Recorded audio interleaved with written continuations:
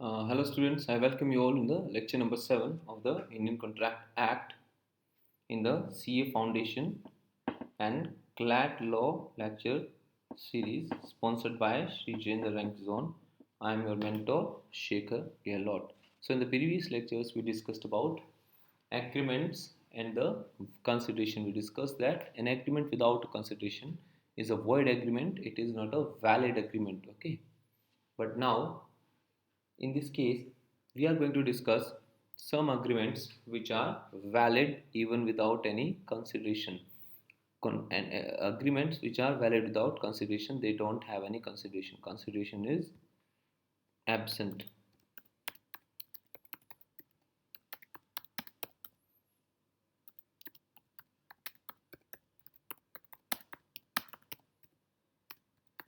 Okay, consideration is absent, but still the contract is valid. When will that happen? Okay, the general rule is that an agreement made without consideration is void. Okay, this is a general rule. In every valid contract, consideration is very important. A contract may only be enforceable when consideration is there. When there is no consideration, contract will not be enforceable. Enforceable means you cannot go to the court. However, the Indian Contract Act contains certain exceptions to this rule. In following cases, the agreement, though made without consideration, will be valid and enforceable. In these cases, we are going to discuss the agreements which are not having any consideration but still they are valid agreements. Okay, in what cases it can happen, we'll see.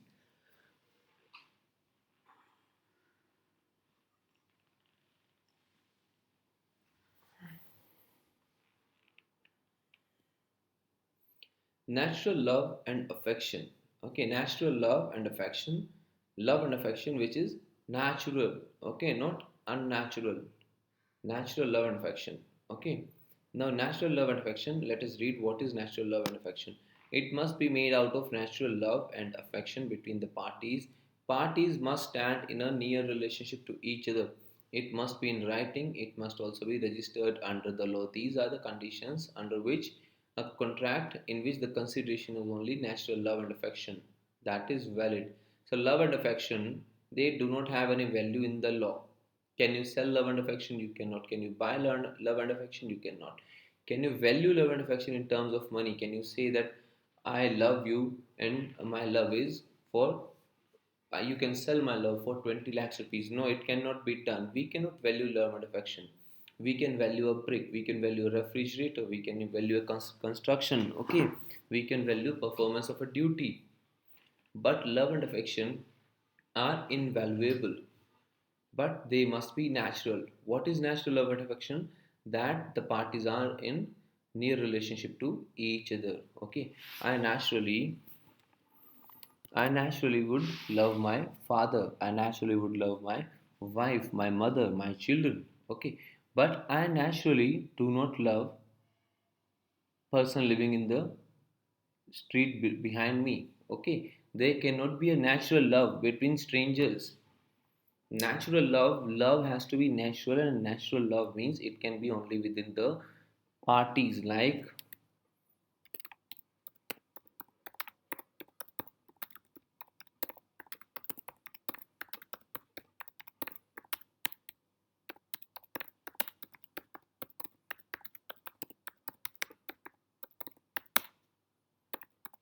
okay, in these relations, we can say that the love and affection is natural. We naturally tend to love our husband, wife, mother, father, brother, sister, children, grandparents, etc. So when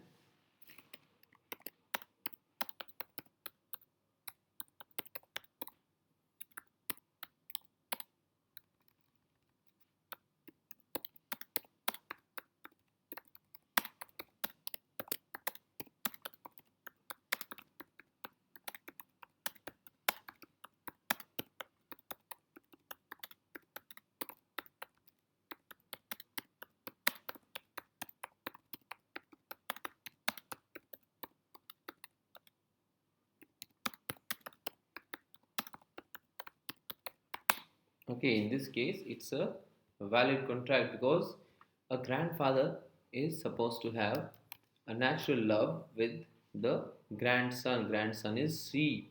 Okay, now he says, I give you my property, that's it. Out of my natural love and affection. He's not taking any money, he's not selling the property, he's just gifting the property. Okay, so natural love and affection, he is giving the property to C. That too in writing and registration is done.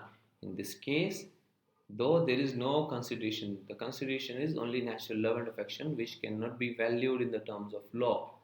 Okay, so something we can value, we cannot express it as a valid consideration. So, though there is no valid consideration, still it is a valid agreement. And tomorrow, if A's son, that is C's father, he says, no, I will take the property because I am A's child. No, C can file a case against B, who is A's son, that no, my grandfather gifted this property to me and I will take this property. This agreement will be enforceable at the law and will be a valid one. A written and registered agreement based on natural love and affection between the parties standing in near relation, husband wife, like I just told, to each other is enforceable even without consideration.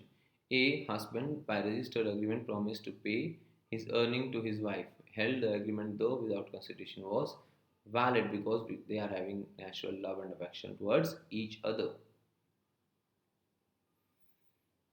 Compensation for past voluntary services. Compensation for past voluntary services. Past means something which has already been done. Okay, something which has already been done. You are making payment for that particular action today. Something which was done 5 years back, you are paying for it today, and then you are saying that somebody says that this what payment he is making to him is without any consideration. In this case, the consideration has already taken place as voluntary services in the past. Let us read it. A promise to compensate, wholly or in part. A person who has already voluntarily done something for the promiser is enforceable under Section 25(2). In order that a promise to pay for the past voluntary services be binding, the following essential factors must exist. In order for this condition to be valid, these following conditions have to be there in writing. Okay. The services should have been rendered voluntarily. Voluntarily mean without being asked.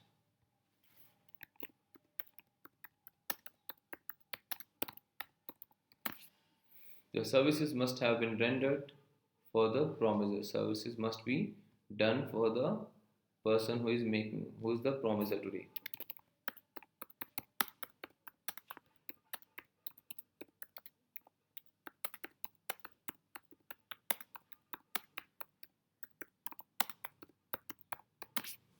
The promiser must be in existence at the time when services were rendered. Promiser must have been alive.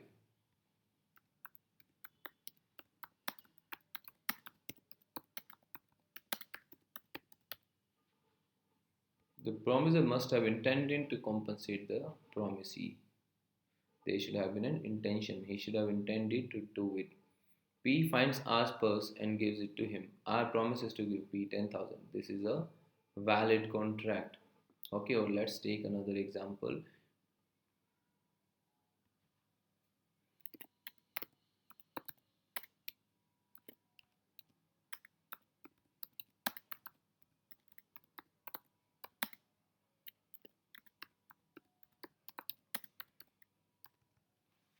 Now, what has done? A saves B's goods from fire. Okay, now A has put his life on threat and saved B's goods from fire. Now B doesn't say anything.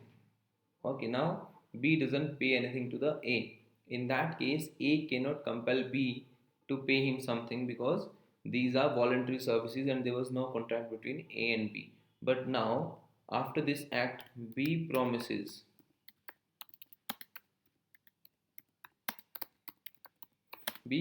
to pay reward. After that, B promises that I'll pay reward to A. Now A is entitled to this reward and A now can file a case against B. That I have done something voluntarily. I did it for the promiser, I did it for the B because they were B's goods and B was alive at that time as well. And B later on intended to pay me as well. And today B is refusing to pay. So B must be compelled to pay to me. In this case, it is a valid contract. Okay. Promise to pay time barred debt. Time barred means banned. Bend. Time barred means bend by lapse of time.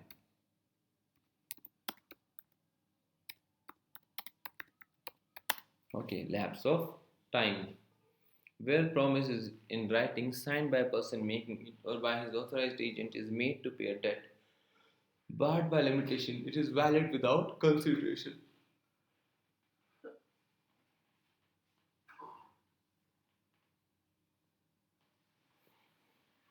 A is indebted to C for 60,000 rupees, but the debt is barred by Limitation Act. A signs a written promise now to pay 50,000 in final settlement of the debt. This is a contract without consideration but enforceable. Now, what happens? I'll tell you a thing that there is a Limitation Act. This is a law, central law. It is called Limitation Act. It says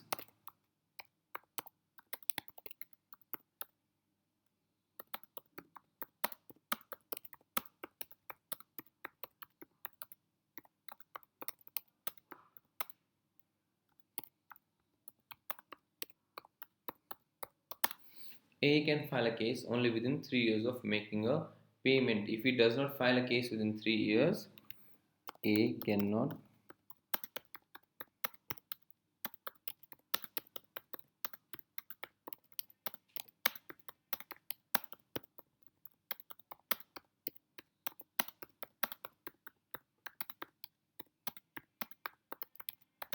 Okay, after 3 years, he cannot file a case because it is now barred by the time, barred by lapse. Barred by lapse, how? Barred by the Limitation Act. Okay, but later B enters into an agreement.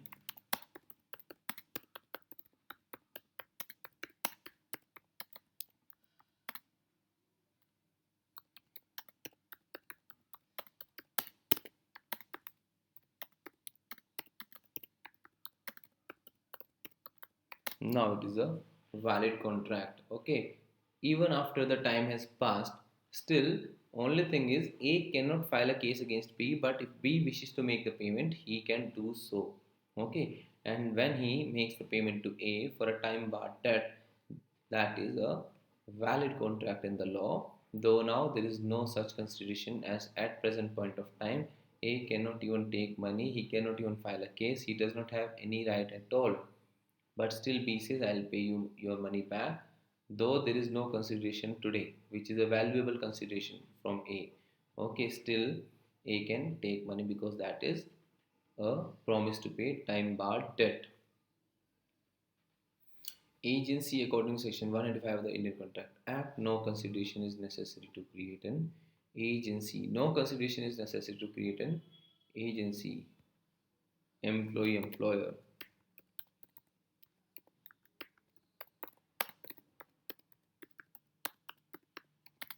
Okay. A hires B to do something.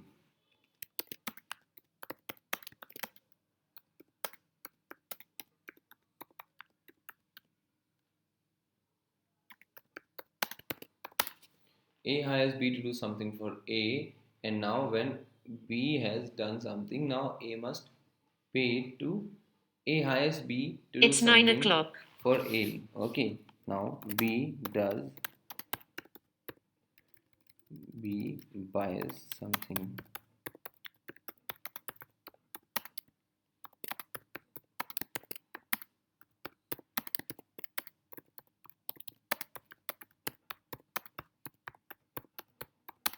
Okay, A hires B to do something for A. Suppose A hires B to buy something for C. Okay, A hires B free of cost to do something for B. Now B buys something from C for A. B has bought something from C for A, saying that A will make the payment. Now A refuses to make the payment. Okay, A refuses to make the payment by saying that there was no agency between me, A and B, because I did not pay anything to B. And to pay anything to and for having any contract between B, there should have been a consideration, but there is no consideration between me and B. So now what B has taken from C, I am not valid. This is not a legal argument, because for creating the agency, for creating this relationship of principal and agent between A and B, no consideration is required. he can appoint B as an agent even free of cost, and when B has done something for A is liable for that. A cannot simply say that because I did not pay anything, any consideration to B, so the contract of agency between me, A and B was not a valid one. This is not a legal argument.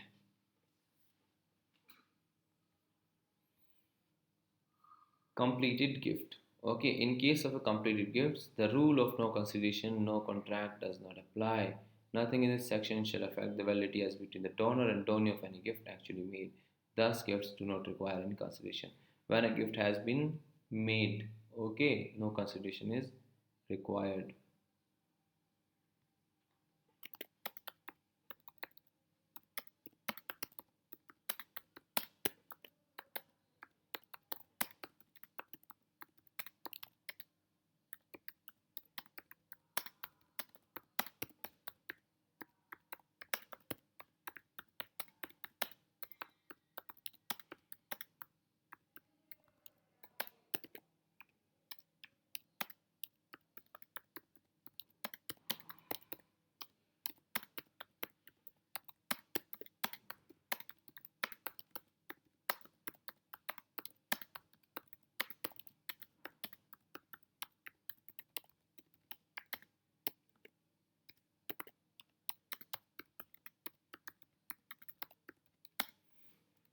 Okay, now A gifted a radio to B. Suppose B was having his birthday and A gifted a radio to B. Okay, and B has accepted that gift and taken the radio. Now the gift is completed. Okay, later on it was found out the radio was antique and it is valued in crores of rupees. Okay, if sold in the market. So now definitely A's son files a case against B that you give the radio back, as when my father gifted the radio to you, you did not give anything in return to my father. So there was no consideration on your part, and therefore the agreement was a void agreement. You should give the radio back to me because I am the successor of my father. Now A's son would fail here in this legal lawsuit because the gift is a completed gift and it has already taken place. Consideration may or may not be there in a gift. Bailment, no consideration is required to affect the contract of bailment. Okay, bailment means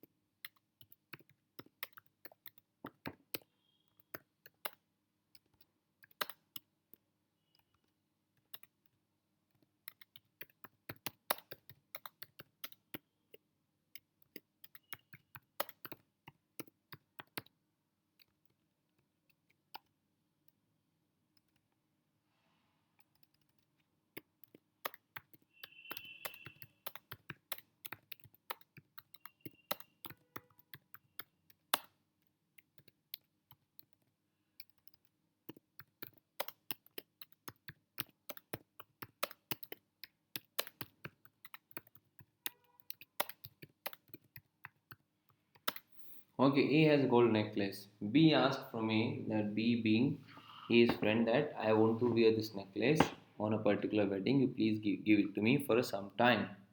Okay. Now B dies and B's son says, I will not give the necklace back. Okay, B must give the necklace back because there is A can definitely file a case against B's son because there is a bailment, and in the bailment we do not require any consideration at all. Bailment can happen without any consideration as well. Charity. If the promisee undertakes the liability on the promise of a person to contribute to charity, the contract shall be valid. Okay. If a promisee undertakes the liability on the promise of a person to contribute to the charity. So if you are doing a charity, okay, simply you are doing a charity, then charity requires no act on some other person's part. Now I give some money to the beggar on the street. Okay, he comes to me and says give me 10 rupees, 20 rupees. Now I give 10, 20 rupees to him. Tomorrow I cannot take it back because he did not do anything for me. I have done a charity and charity is complete. That's it. Okay. Charity does not require charity and acts of kindness does not require any consideration.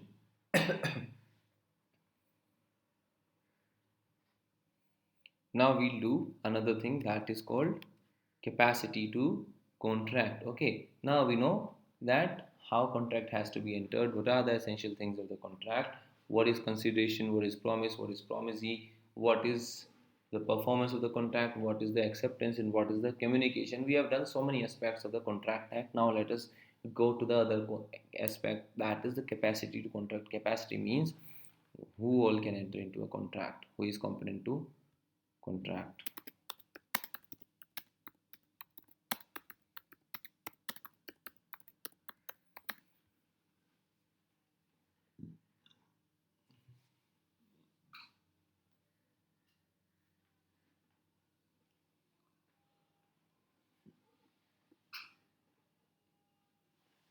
Capacity to contract. Capacity refers to the competence of the parties to make a contract. It is one of the essential elements to form a valid contract. Okay, it is one of the essential element. Who is competent to contract? Every person is competent to contract who is of the age of majority. Who is of the age of majority? Age of majority is 18 years plus. Anyone who's more than 18 years, okay, every person who is competent to contract, who is age of majority according to the law to which he is subject, and who is of sound mind. Who is of sound mind, that means he is not,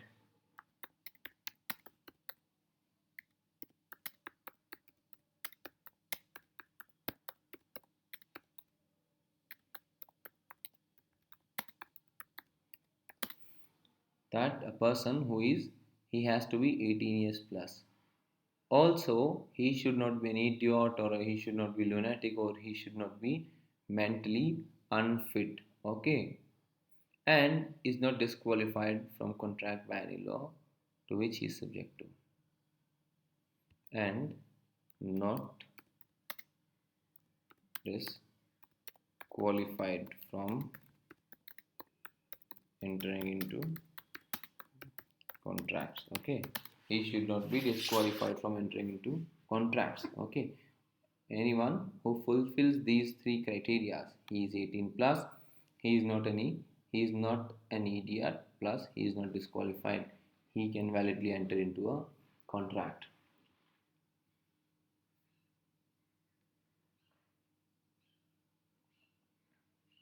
This section deals with personal capacity of three types of individuals only. Every person is competent to contract who has attained the age of majority, that is 18 years. He is of sound mind, is not disqualified from contracting by any law to which he is subject to. Okay, he is not disqualified. Now let us discuss point number one, that is attained the age of majority. What is the age of majority?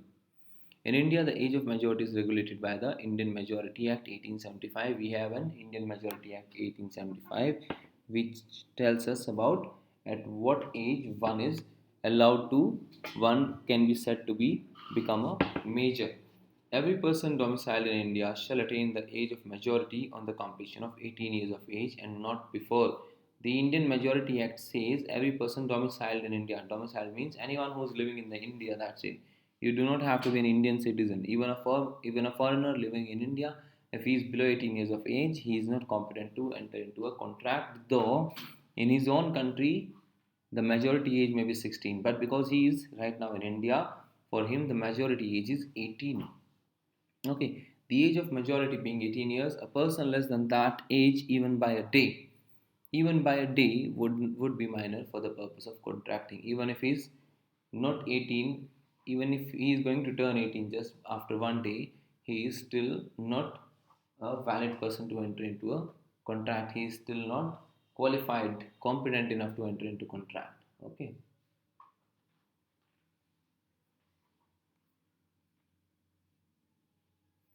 Law relating to minors agreement position of the minor. Now what will happen to a minor? Anyone who is below 18 years of age, he is a minor. Okay, now what will happen to a minor? Suppose a minor goes to buy a chocolate, okay, buy a chocolate or buy a chips, or minor is traveling in the bus. A person 15 years goes to school and returns to his house through a state transported bus, state bus. Okay, now when he goes and sits in the metro or the bus, he takes a ticket.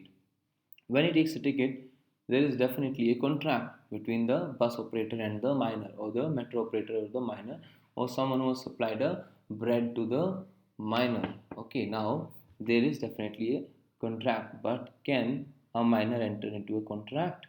Let us now examine this aspect as well. A contract made with or by a miner is void ab initio. The contract is void ab initio. Ab initio means void since beginning.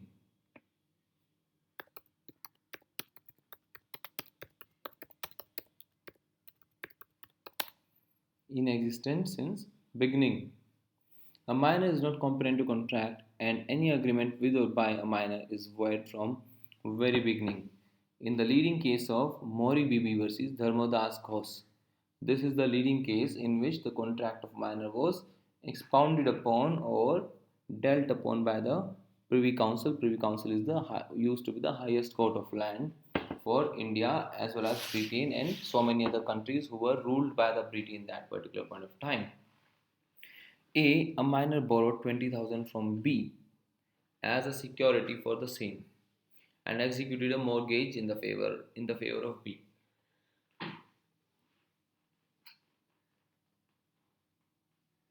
Okay, A took some money from B and mortgaged some property in favor of B.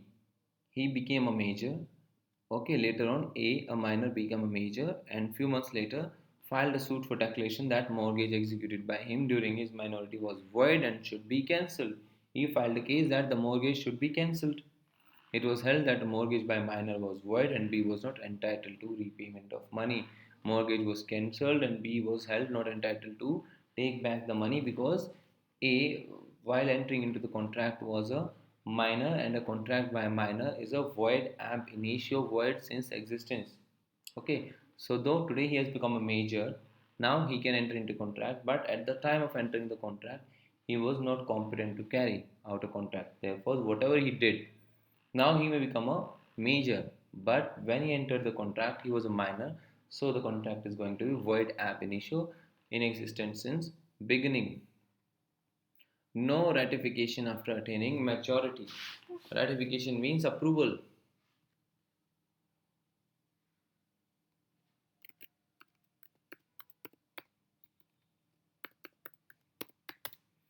Formal approval. Okay. A minor cannot ratify the agreement on attaining maturity as the original agreement is void ab initio, and a void agreement can never be ratified. Something which never existed in the law cannot be brought alive today by saying by attaining majority. Something which is non-existent is always a non-existent thing. We cannot put into life in a non-existent thing upon happening of a certain event, that is attaining of majority. So when a minor entered into contract, at that time whatever he entered was not a valid contract. So tomorrow he enters into majority and he says that now I want to ratify the contract entered by me. I want to approve it. I say that I entered the contract when I was minor and today I approve this contract.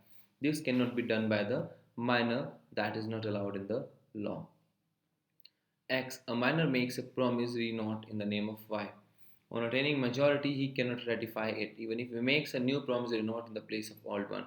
Here, the new promissory note which he executed after attaining majority is also void, being without consideration. Okay, new promissory note is going to be void as well because it is not having any valid consideration. Okay, valid consideration because whatever this new promissory note is based upon is void because he was a minor that time, and contract by a minor is a void contract. Minor can be a beneficiary or can take benefit out of a contract. Though now we discuss a situation here.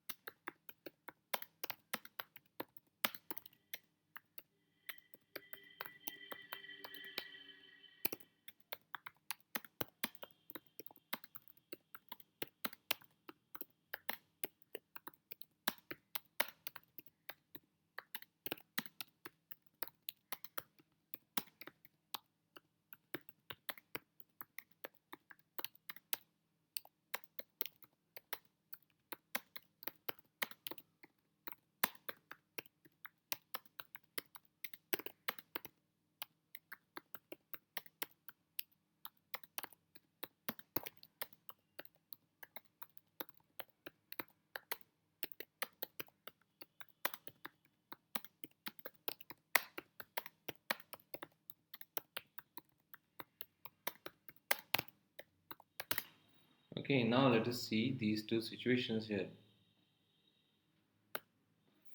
A child of 16 years travels by train.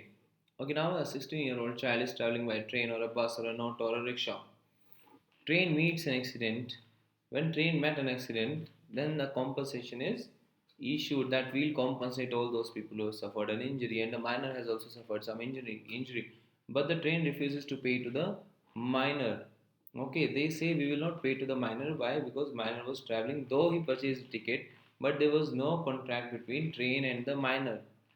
Okay, because minor is not competent to contract, and contract with the railway was void ab initio. Since it is void ab initio, we will not pay any compensation to the minor.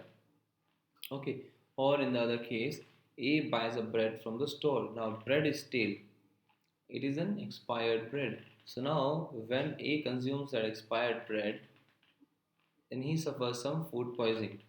Due to this, he files a case against bread seller that you have sold me a stale bread, and because you have sold me a stale bread, I have suffered from a food poisoning. Now you must pay some compensation to me.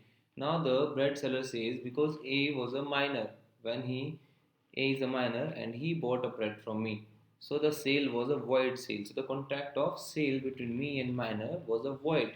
And since it is void, now A cannot enforce that contract. A cannot rely upon that contract which is void ab initio. Okay, now in these cases, what will happen if this is allowed? Then everyone is going to abuse minority. Okay, either people are going to refuse services to the minority, minor people, or they are going to abuse the minor people by providing them substandard goods and then by claiming exemption from the law by saying that the agreement was void. Now, what will happen to take care of this lacuna so that minority of a person is not vitiated, is not abused, is not exploited by the state or other agencies? The law says minor can be a beneficiary or can take benefit out of a contract. Minor can definitely enter into a contract, but he can only be a beneficiary. Okay. Now, minor can only be a beneficiary. Let us read it properly. Though a minor is not competent to contract, nothing in the Contract Act prevents him from making the other party bound to the minor. Okay. Thus, a promissory note duly executed in favor of a minor is not void and can be sued upon by him because he, though incompetent to contract, may yet accept a benefit. A minor cannot become partner in a partnership firm. However, he may, with the consent of all partners, be admitted to the benefits of the partnership. A mortgage was executed in favor of a minor held, he can get a decree for the enforcement of mortgage. Law says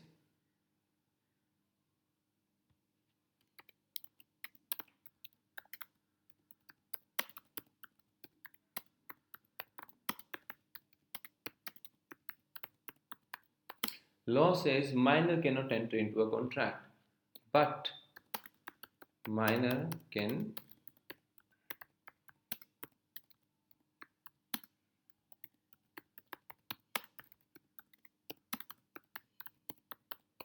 minor can definitely accept benefits from a contract. Okay, now in this case, minor traveled in the train. Okay, he purchased a ticket as well. So the minor cannot enter into a contract, but minor can definitely be someone who is accepting a benefit. So tomorrow when the compensation is being awarded, okay, or the compensation for the stale bread, definitely at that time minor can file a case because minor can take the benefits. Minor can definitely take the benefits. So the position of the minor is that minor can take benefits from a contract, but other party cannot make minor bound for anything. Okay, minor can be a beneficiary for the contract.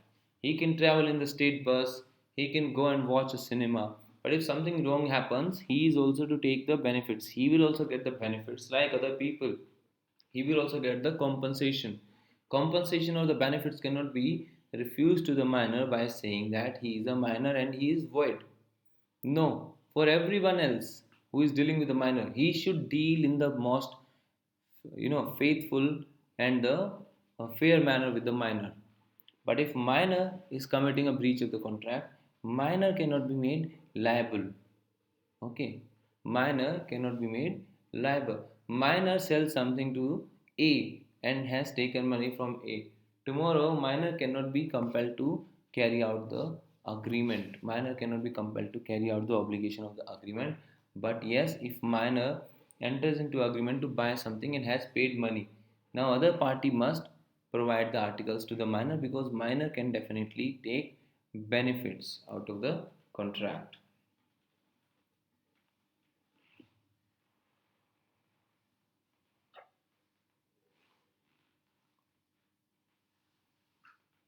Minor can also be a partner in the partnership firm, but he will not be liable for whatever partnership firm has been doing wrong. He will only be entitled to the partnerships in the profits in the partnership firm. Okay, if some profits are accruing, minor will take those profits. That's it. Nothing. No liability will come to the minor as a partner. Minor may be a partner. Okay, but he will not be liable to pay back anything.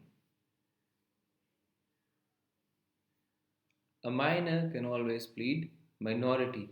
A minor can always plead minority and is not stopped to do so even where he has taken a loan or entered into any contract by falsely representing that he was a major. Rule of estoppel cannot be applied against a minor. It means he can be allowed to plead his minority in defense. Suppose a minor entered into contract with a person claiming that he is a major by misrepresenting that I am a major and enter into a contract. Tomorrow he cannot be refused to plead minority. If he wants to avoid the agreement, he can plead that I was a minor at the time of entering into a contract, and a contract with a minor is void ab initio. Then the other party or law cannot compel him to fulfill the contract by saying, no, no, you lied, you told yourself to be a major, now you are bound, you are stopped from claiming otherwise. This law of estoppel does not operate against a minor even though he has concealed a fact, even though he has committed a lie. Then also he is allowed to claim minority. He can still claim a contract to be void because he was a minor at that time. Liability for necessities. Okay, necessaries.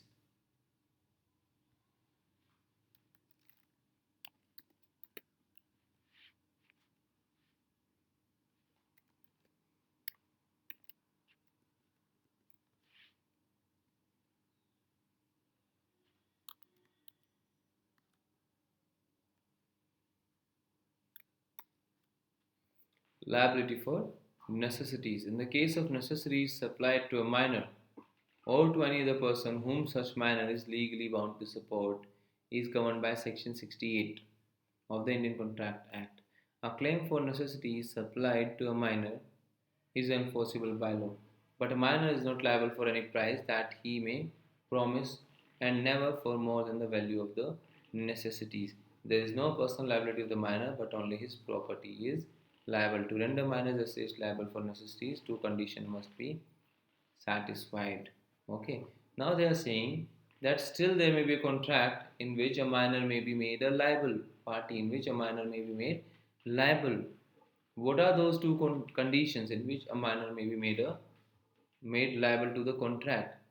Okay, in these conditions, if I enter into contract with a minor, knowing fully well that he is a minor, then also I can enforce the contract against the minor, even though he is a minor. And these two conditions are: the contract must be for the goods reasonably necessary for his support in the station in life. The minor must not have already a sufficient supply of these necessities. It means that a minor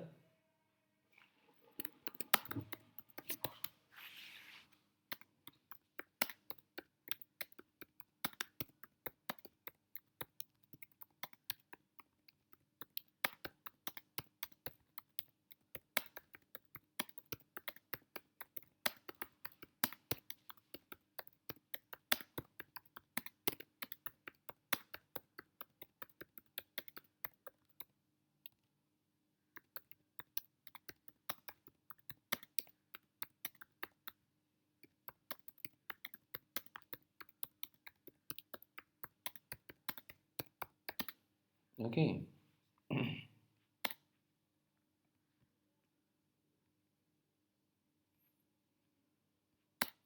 Now suppose there is a minor and who's a very poor person. His family is not there, or his family has died, or he's an abandoned son, or something is there.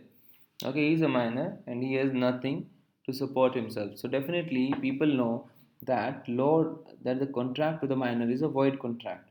It cannot be enforced upon in the law. So minor would go to a shopkeeper and say that provide me food, I'll make you payment later on. The shop owner will say definitely that the agreement with the minor is a void. So if I'll supply you food today and tomorrow you don't pay me, I cannot take the money from you through the court. Okay, and definitely he will not supply food to the minor, and minor will die of hunger. Or minor says, you provide me books to read. I want to study. I want to take education. You pay my education fees, and I'll pay you later on. Okay, so the person will say, no, I cannot pay your fees because tomorrow you will claim minority, and court will say you cannot take the fees back from the minor. Okay, if this is the case, then definitely a minor who's not having things necessary for his life, okay, he will be subject to utmost cruelty by the society, and no one would deal with him, and he will definitely die, or he will not be able to take education or become a respectable citizen. So in this case, to avoid any confusion to the parties, law says when you are supplying necessities, that you do not be afraid. Please help the minors. Please provide them necessary things in the life. Please provide them food, shelter, water, clothing, and education, and other things, medical necessities. And later on, minor will definitely be liable to pay, so that minor is not left out by the society and minor does not die. Okay, so for necessary things, a minor can definitely enter into a contract, but he should not be already having those necessary things. It is not that minor is entering into contract out of the greed, it should come out of the necessity. And what is a necessity depends upon the situation to situation, person to person. What are the necessary things? There cannot be a exhaustive list that things falling within this list are necessary list, things falling outside this list are not necessary list. There cannot be any such list. It will depend upon the situation whether that particular thing was a necessary thing or not. Necessaries mean those things that are essentially needed by a minor. They cannot include luxuries or costly or unnecessary articles. Necessaries extend to all such things as reasonable person would supply to an infant in that class of society to which the infant belongs. Expense on minors' education on funeral ceremonies come within the scope of the word necessaries.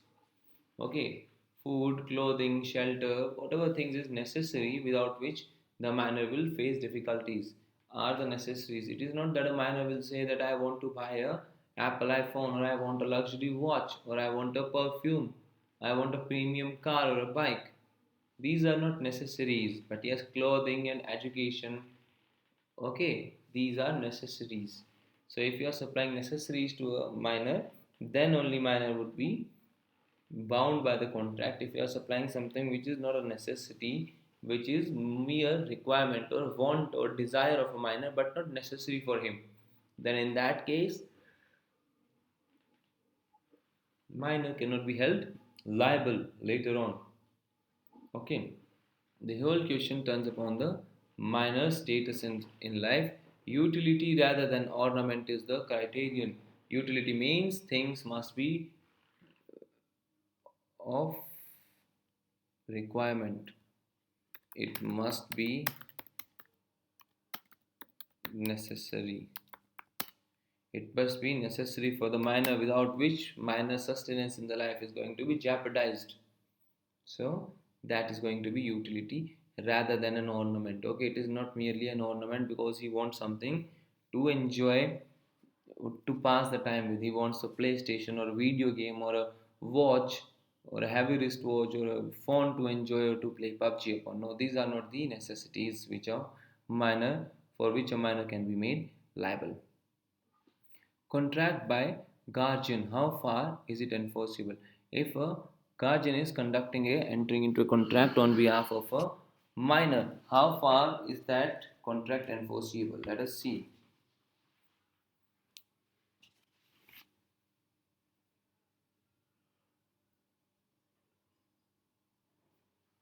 Though a minor's agreement is void. An agreement entered into by minor is definitely a void agreement. But his guardian means his parent,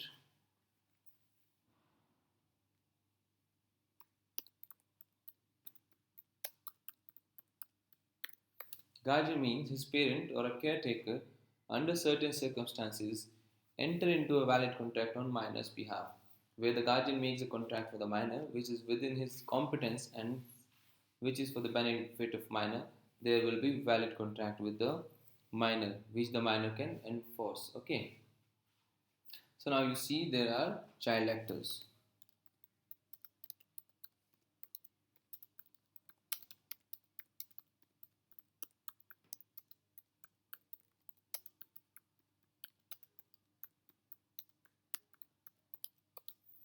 Okay, they have contracts entered through their parents or through their guardians. In these case, these contracts are valid contracts. Okay, these contracts are valid contracts. But all contracts made by guardian on behalf of a minor are not valid. For instance, the guardian of a minor has no power to bind the minor by a contract for purchase of immovable property. But a contract entered into by the certified guardian appointed by the court of a minor with the sanction of court for the sale of minor property may be enforced by either party to contract. Okay. So, a minor is not always bound by the contracts entered into by the parents. It will depend on the situation that what kind of contract was entered by the parent on behalf of the minor or behalf of the guardian and whether that contract should be made valid against the minor or not. Okay. Now suppose take a situation A.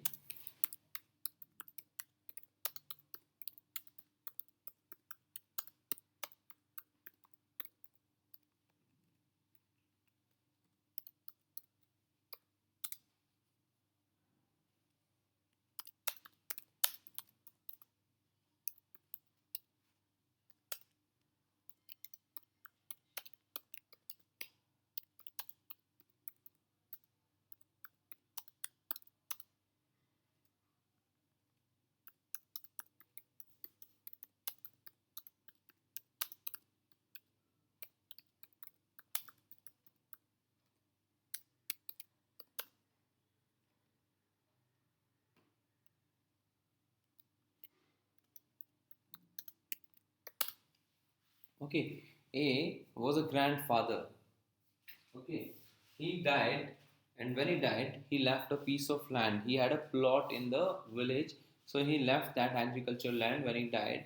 So, upon dying, definitely he had two sons. His sons were B and C. Okay, so the land will go to both the sons B and C equally. Okay, so now the land, half of the land B will keep, half of the land C will keep. Okay, but what happened? B, who was the son of A, had already died before A. Okay, so when A died, when the grandfather died, his son B had already died, but before dying, B had a daughter. Okay, when B died, okay, D was alive and D is a minor. Now the plot will go to whom? Okay, because B is not there, A has died, B is not there. Okay, but B has a daughter D. Oh, C, B has a daughter D. So now the plot will go between the piece of land, agricultural land will go between C and D. Okay, C being the son and D being the granddaughter from other son. So now these two people are the owners of the plot. But the issue is that D is a minor. D, the daughter, is minor. So she cannot enter into a contract. So what happens? C being the uncle.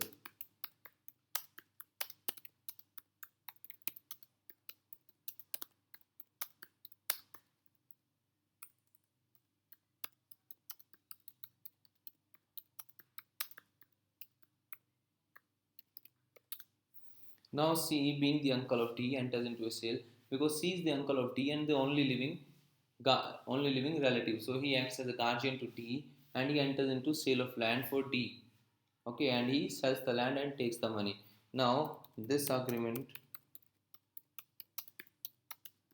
not a valid agreement. Okay, this kind of agreement is not a valid agreement. Law says if you want to sell the property, sell the immovable property. If it was a car, the uncle could have sold it. But if it's a immovable property and you want to sell the, if somebody wants to, somebody who claims that I'm the guardian or I'm the father, mother, and I want to sell the property which belongs to a minor today, then he should apply it to the court and he should take permission from the court. And if the court allows the permission, then only the sale can be made, and then only the contract of sale will be enforceable against a minor. Otherwise, minor cannot be held liable for the contracts entered by the guardian on behalf of the minor for the sale of immovable property.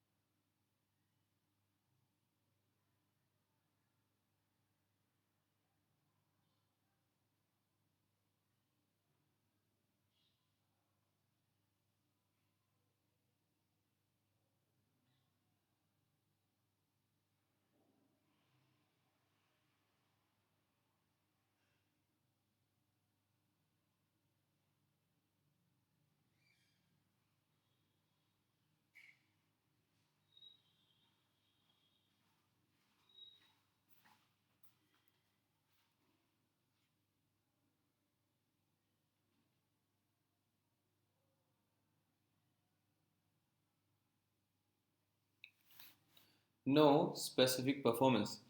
A minor's agreement being absolutely void, there can be no question of the specific performance of such an agreement. Suppose you enter into the, a minor himself enters into an agreement. Okay, the guardian is not entering into an agreement on behalf of the minor. Now the minor is himself entering into the contract on his own behalf. Okay, he says that you pay me 2 lakh rupees today and I will construct a house for you, and he's a minor, he says I will construct a house for you tomorrow.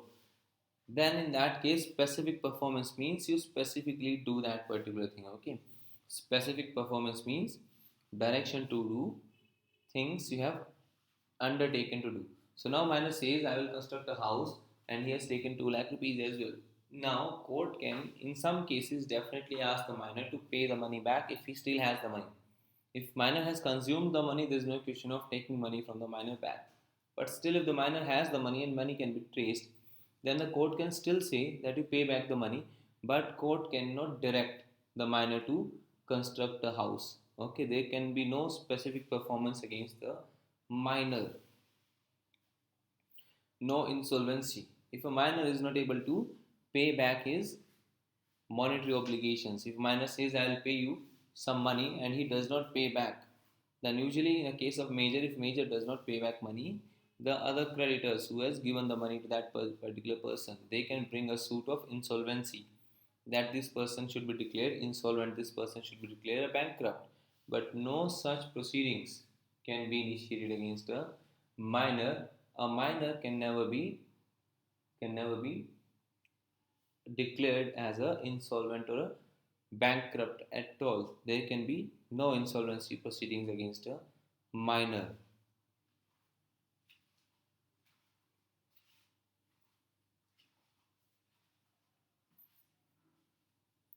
Partnership. A minor being incompetent to contract cannot be a partner. So definitely in a partnership firm, when you are going to become a partner, you'll enter into contract, okay, for being a partner of the firm.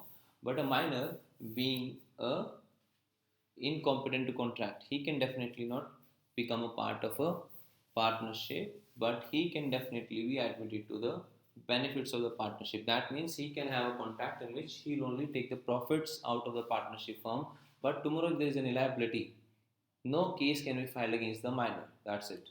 He will be only entitled to take benefits and not the liabilities on behalf of partnership firm.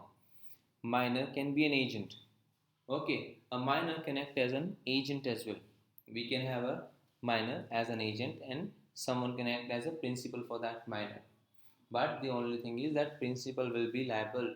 Minor will never be liable for anything which he commits other than the crime. If a minor is doing some civil activity, okay, and some loss is happening to other person, then the minor is not liable. Definitely for crimes, minor is liable in different manner, but in civil things, minor is never liable, neither in a partnership, nor for insolvency, nor for specific performance, and neither for being an agent.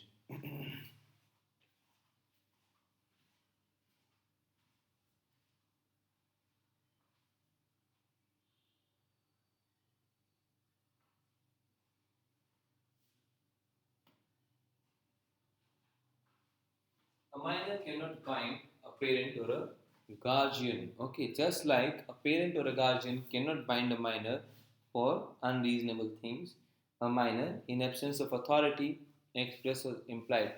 Authority means when a parent or guardian himself gives in writing that it's okay, D is the minor son or minor nephew, and whatever he does, I will pay for it. Okay, express or implied, either he says it in writing or orally, or by his conduct he says that whatever minor will do, I shall be liable. Okay, then in that case, parents or guardians are not liable even for necessities. If a minor has taken some necessary supplies from someone, okay, and he refuses to pay back, he cannot take it back from the parents. Guardians or parents are not liable for whatever the minor is committing or doing. Okay, you cannot, because in law the contract of the minor is void. So when minor cannot be made liable, you cannot do something in the other way. Something which is not allowed legally, you cannot do it at all. So you cannot even reach out against the parents or the guardian of the minor. No joint contract.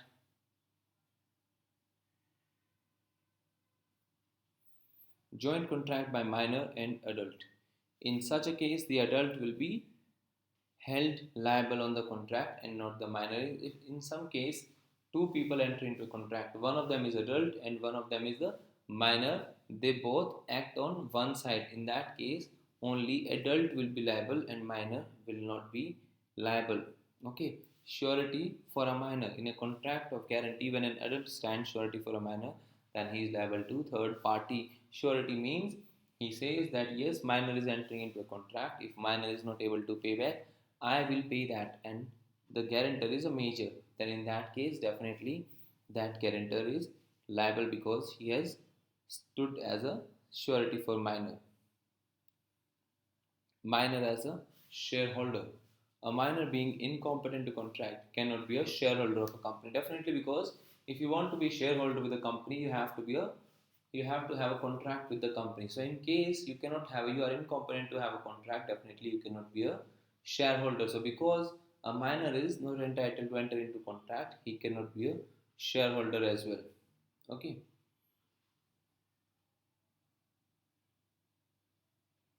But definitely he can buy those shares through his guardian. Okay, not himself but through his guardian alone. Liability for torts.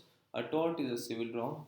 A man is liable in tort unless the tort is the reality is a breach of contract. Thus where a man borrowed a horse for riding, only he was held liable when he lent the horse to one of his friends who jumped and killed the horse. Similarly, a minor was held liable for his failure to return certain instruments which he had hired and then passed on to a friend. Okay, so minor, when he is not entering into a contract and he is committing some civil wrong, okay, then he is liable for that. Only he, not his parents. Okay, but that wrong should not be part of a contract. Okay, it should happen like this only. Suppose a minor is traveling on the bicycle and he injures someone, then the minor is liable to pay some money to that person who is injured. Okay, because there is no contract there. But suppose there is a contract that his minor is working as a child actor on a film. Okay, and on the film, his role is such that he has to ride a bicycle, and while performing that film, he injures some co-actor. Okay, then that is happening out of a contract, and in that case, minor is not liable. Okay, so when there is no contract and minor is committing some civil wrong, then he shall be liable. Otherwise, not.